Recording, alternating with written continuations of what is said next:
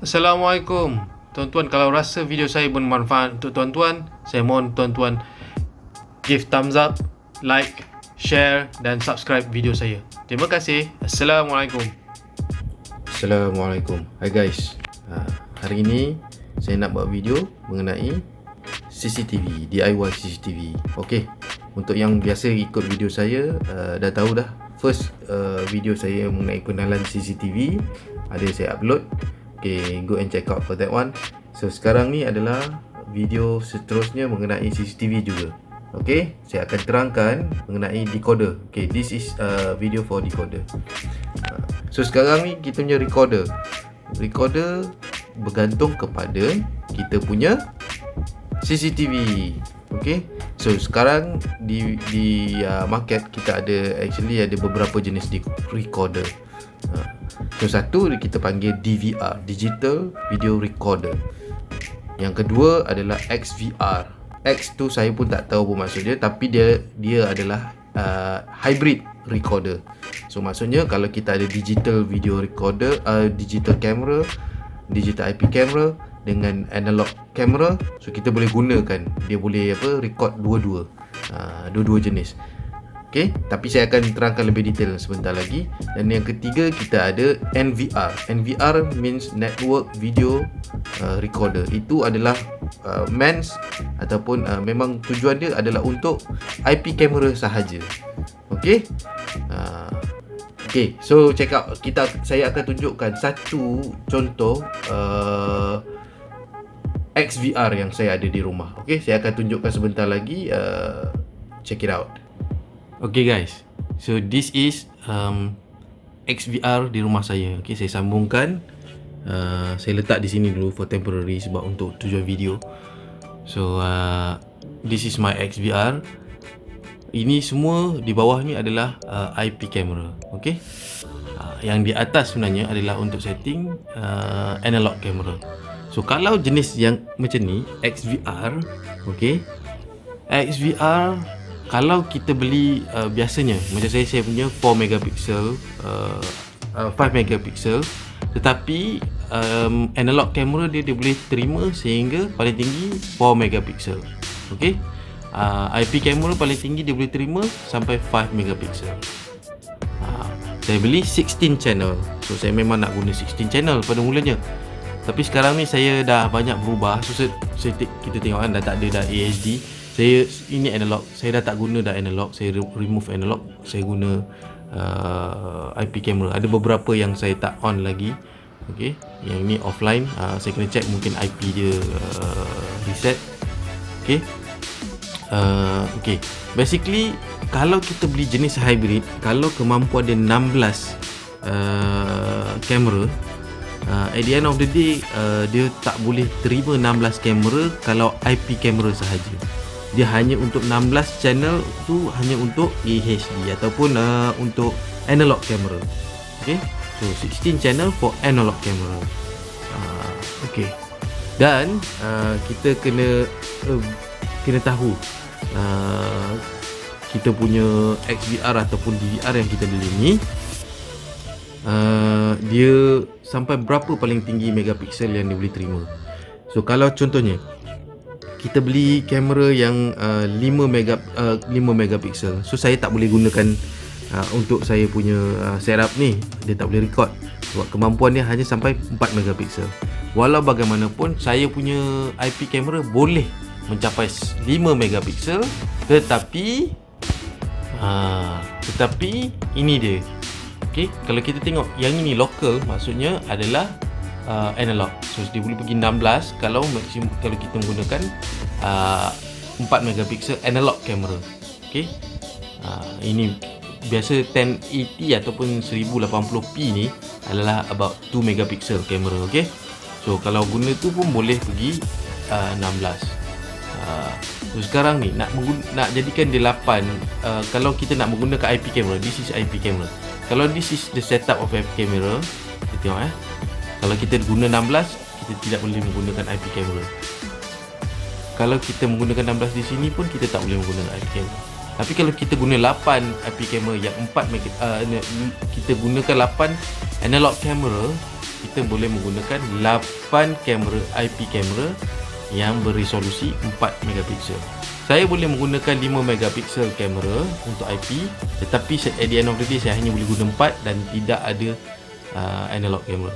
Okey, bagi setup saya tidak perlu pun menggunakan analog camera lagi sebab saya dah remove semua analog camera saya. Ada reason kenapa saya remove. Okey, saya menggunakan IP kamera sahaja dan saya nampak the best setting is 4 megapiksel. Jangan risau untuk IP kamera, kalau kita beli 5 megapiksel pun kita boleh downscalekan dia punya resolution kepada berapa megapiksel yang kita nak. Okey, sebagai contoh, saya punya yang outdoor ni, yang di sini, yang gambar di sini. Oh no, bukan. Saya rasa yang di sini, okey. Yang di sini, yang ini adalah 5 megapiksel kamera, tetapi saya telah downscalekan kepada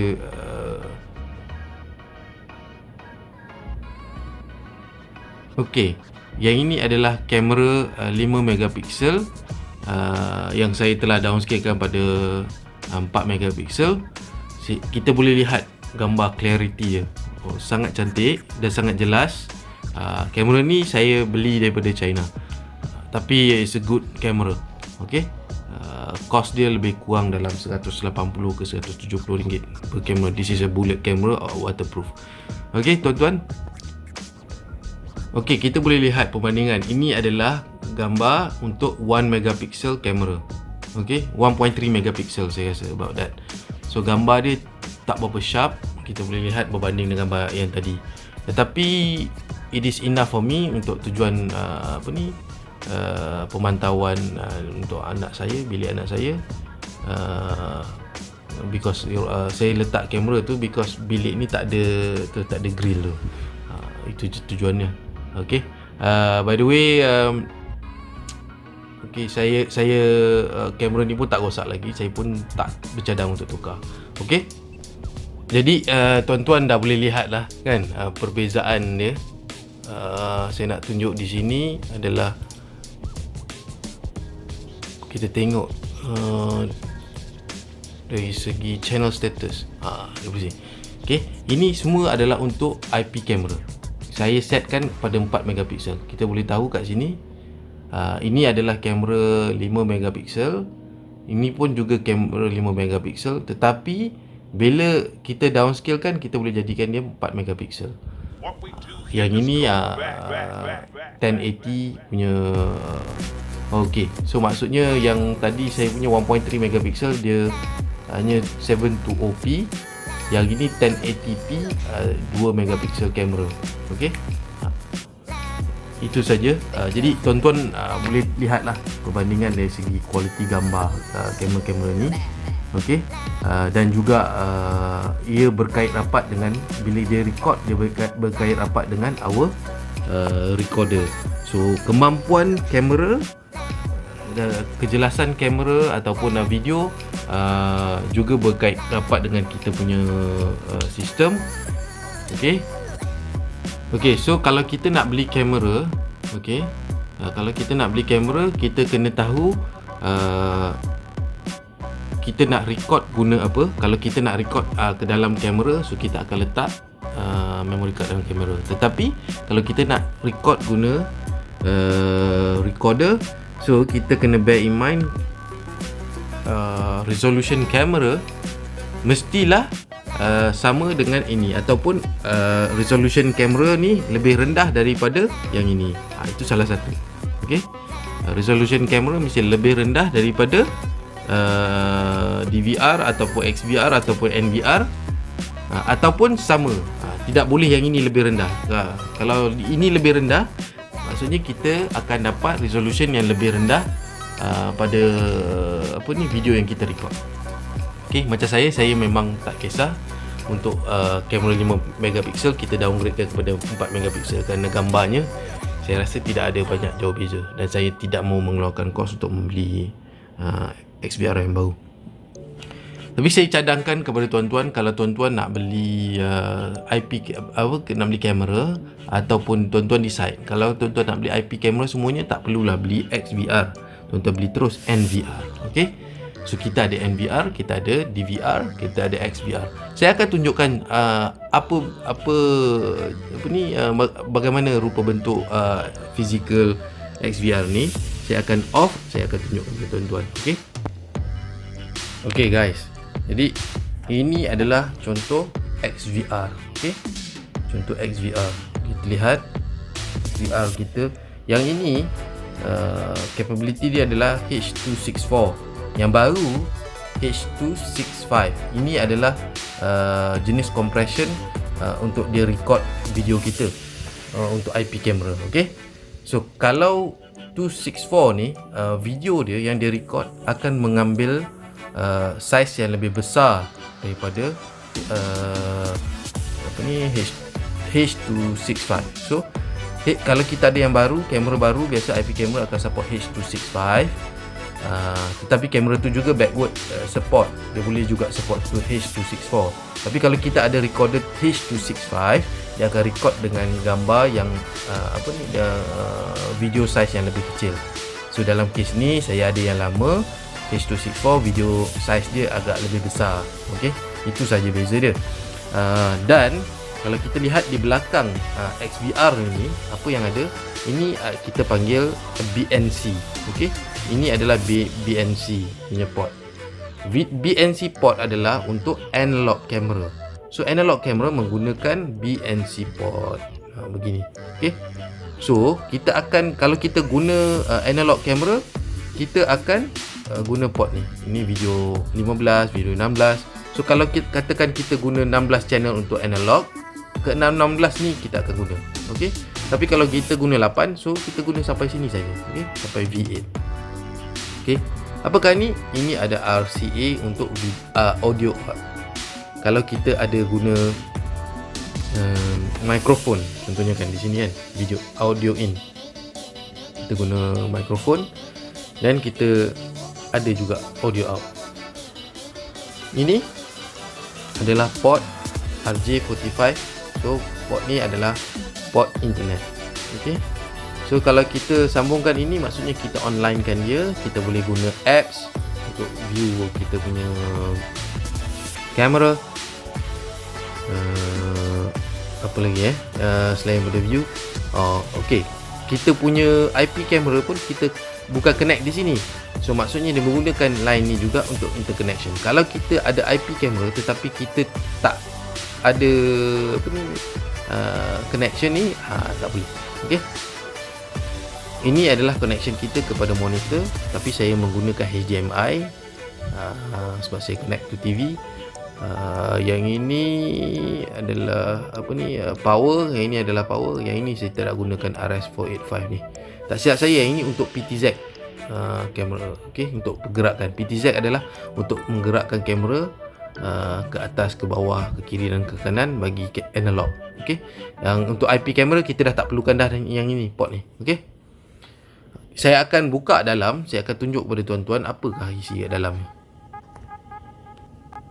Okey tuan-tuan, setelah saya buka casing ni, okey, kita lihat apa yang ada dalam ni. So saya punya XVR ni, yang ni saya beli dulu agak mahal. Sekarang ni tak adalah semahal ni.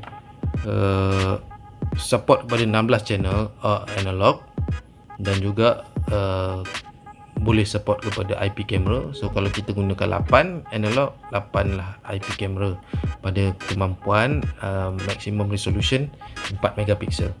Okey. Saya dah tak ingat berapa terabyte dia, hard disk yang dia support, tetapi saya menggunakan 4 terabyte. Kita lihat di sini, ini adalah Western Digital dan warnanya purple, dan dia pun tulis WD purple. Okey. Okey, hard disk ini adalah jenisnya untuk CCTV. Okey, dia tulis civilian hard drive. So maksudnya ini sesuai untuk CCTV. So ada WD ataupun Western Digital hard disk yang warna green, blue, black, red.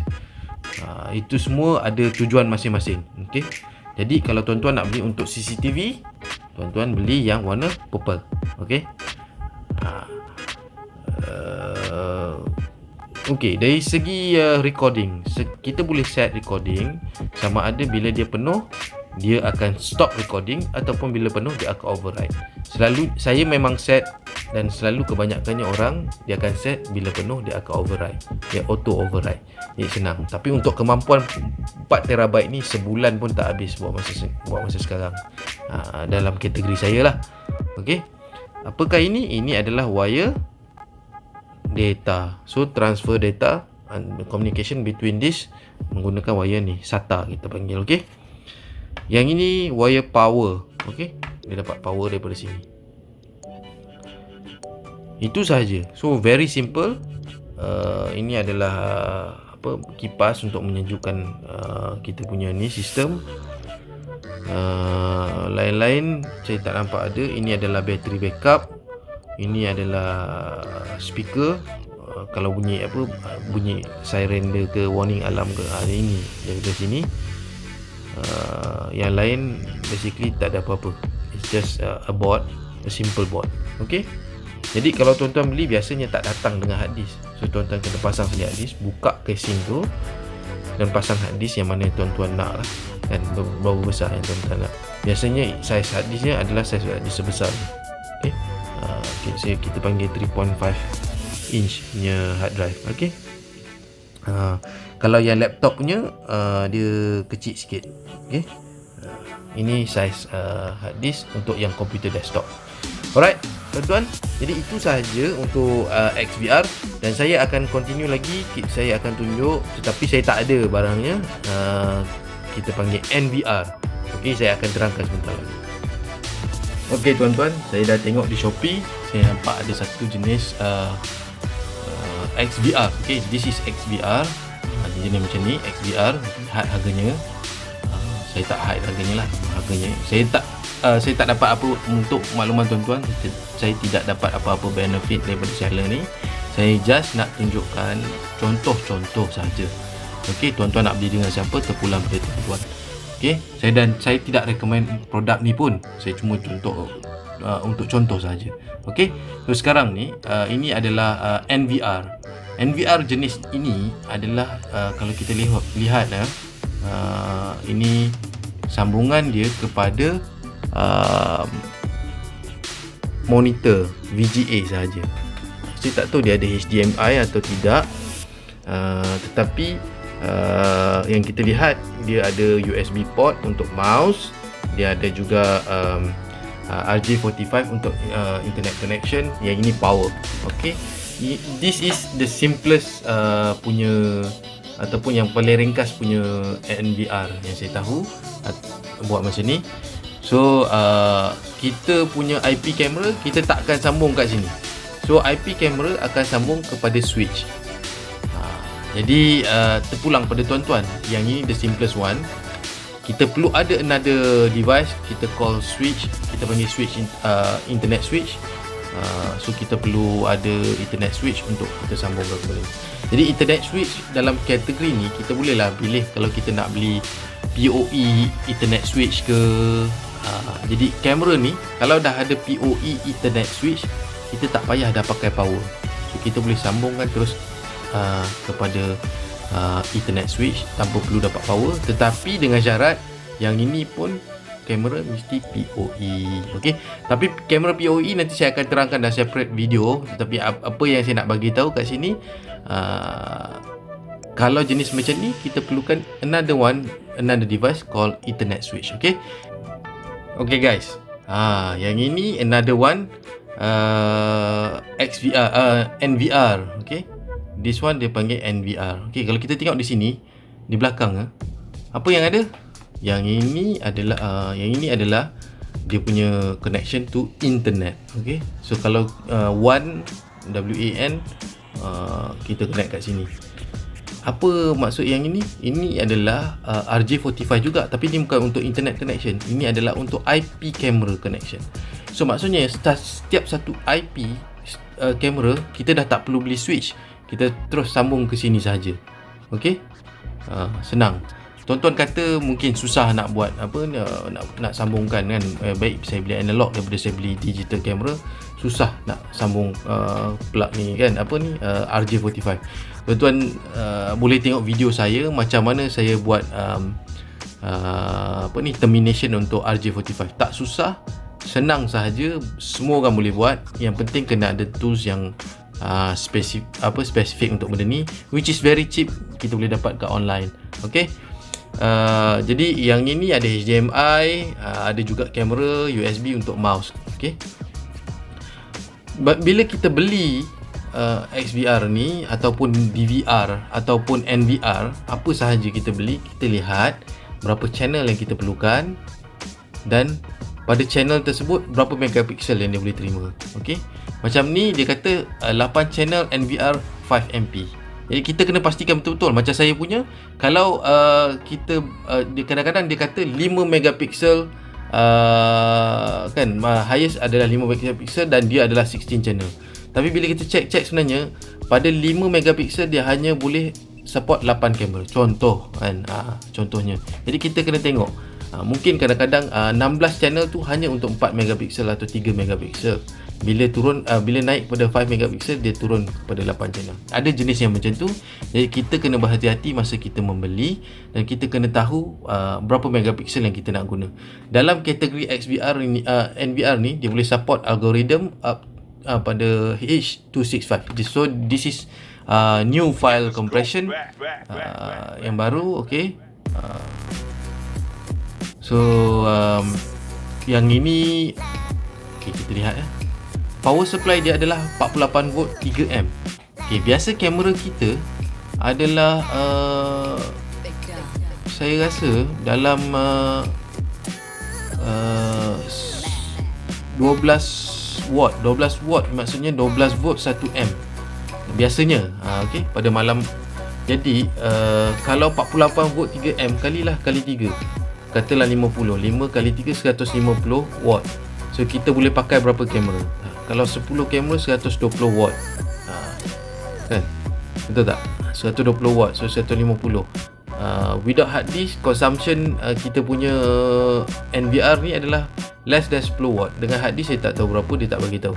So mungkin that is the buffer. So macam itulah. So bila kita beli kamera pun kita kena ada limitation lah. Kita kena tahu berapa amp. Tapi usually dekat kamera saya rasa dalam 12 watt saja. Tidak lebih begitu. So maksudnya dalam 1 amp, kecuali dia PTZ. PTZ dia consume lebih sikit watt.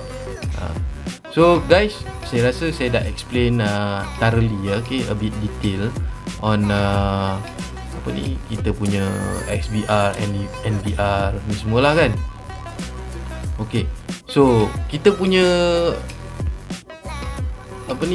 XVR, NVR dengan DVR usually boleh connect dengan apps. Okay, saya biasa pakai XMI. So yang ini interface ni biasanya dia akan menggunakan XMI as dia punya apps. So buat masa ni saya menggunakan XMI, tak ada masalah. Ya kadang-kadang ada glitch sikit sana di sini dan sana, tapi basically untuk this chip punya recorder, I'm happy. Tapi masa saya beli dulu agak mahal ya. Tapi sekarang ni dah murah. So selain daripada recorder menggunakan yang jenis independent macam ni kan, sebenarnya kalau kita ada PC lama, kita juga boleh menggunakan PC lama untuk record kita punya video ataupun kita punya kamera video kan. So dalam kes ni saya boleh menggunakan CMS. Okay, boleh dapat online CMS. Okay. So dengan CMS kita boleh saya ambil contoh ni lah, satu kamera saya tunjukkan. Kita boleh record juga di sini. So kita ada hard disk, kita boleh record kat sini. Kalau dia PTZ, kita boleh control dia PTZ. Ni kiri ke kanan kan. Okay, so dalam kalau kita guna software CMS ni, maksudnya kita boleh guna compression H265 dan juga kita boleh record our camera ni pada highest level lah, punya resolution dia. Tapi nampak macam ni kan, kamera saya agak cantik lah kan kalau kita boleh record pada higher resolution. Tapi itulah macam yang saya bagi tahu, kalau kita guna software ni, kita kena ada PC lah. So PC kita kena sentiasa on untuk record video, dan kita tak boleh tutup Windows ni. Minimize boleh. Okay. So dan kita kena set lah macam mana nak record. Kat sini ada macam mana nak play, ini playback, ini PTZ. So macam-macam boleh, kita boleh control kan di sini. Jadi kalau guna software CMS ni, kita saya boleh katakan kita tak ada limitation on berapa banyak kamera kita nak. So kita boleh add berapa banyak pun pada menggunakan compression H265 ni. Ya, tapi ada downside dia lah. Kita on selalu komputer, bil elektrik mahal kan. Terpulang pada tuan-tuan. Kalau guna komputer, maksudnya kita kena ada PoE switch. Okay? Macam saya tak nak on komputer saya lama-lama, saya takut rosak kan? So saya mesti kena ada recorder. So recorder tu much easier, dan jimat sikit elektrik berapa watt saja. Yang komputer saya agak high end, so dia punya wattage dia agak tinggi. So saya tak nak menggunakan komputer lama-lama, dan saya pun menggunakan komputer ni untuk benda-benda lain seperti editing, video editing dan sebagainya. Jadi anak saya menggunakan dia sebagai untuk sekolah dia. Jadi saya tak nak mess up. So terpulang pada tuan-tuan, kalau tuan-tuan ada komputer lama yang tuan-tuan nak guna software ni, bolehlah try. Okay, CMS software. Biasanya kalau kita beli IP kamera, dia akan bagi CMS software. Boleh tanya dulu sebelum beli sama ada kamera kita dia compatible tak dengan ni. Biasanya kalau kamera yang support OnVIF, dia punya nama protokol dia OnVIF, ONVIF, dia akan support this software. Jadi tuan-tuan, saya terlupa, saya nak bagi tahu. Ada jenis kamera yang tak support OnVIF. Bila dia tak support OnVIF, dia tak support kebanyakan recorder. Jadi kalau tuan-tuan nak beli, check lah dia support OnVIF ke tak. Okay? Macam saya ada satu kamera yang saya guna untuk smart home, dipanggil saya menggunakan eWheeling. Apps ni nama eWheeling. Kamera tu hanya support RTSP. So maksudnya hanya streaming live saja. Dia tidak boleh support record menggunakan DVR. Jadi yang itu record dia, kamera tu ada memory card. Jadi dia akan pergi terus ke memory card, dan kita boleh view juga secara live di handphone. Dan kalau kita nak record di handphone pun boleh. Adalah tujuan saya beli kamera tu. Boleh check dekat dalam video saya. Okay, saya ada list pernah uploadkan mengenai video kamera eWheeling ni, sebab saya connectkan dia dengan saya punya smart home system. Okay, never mind, itu smart home, dan this is kamera DIY untuk CCTV kamera. Jadi saya rasa basically saya dah touch kebanyakannya secara general on recorder bagi CCTV. So kita ada berbagai jenis. Terpulang kepada tuan-tuan nak beli yang mana, dan bergantung pada setup dan juga cost tuan-tuan. Okay, terima kasih. Sampai di sini saja. Saya mohon kalau tuan-tuan like, bermanfaat video ini untuk tuan-tuan, mohon share, like dan subscribe video saya. Terima kasih. Assalamualaikum.